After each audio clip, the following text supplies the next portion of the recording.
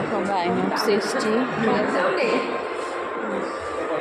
সূর্য একটা মুভি দেখলাম, মুভি দেখে এখন আমরা বাড়ির দিকে যাচ্ছি।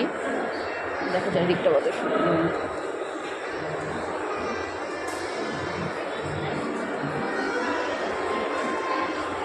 এখানে পোজ দিচ্ছে আর পাখি এই যে ছবি তুলছে। আর ছবিগুলো বেশ সুন্দর হয়েছে, আমাদের ছবিগুলো। এই যে একটা দিদি, তৃষাদি, ফ্রেন্ড, তিনজনে এসেছে। তারপরে আবার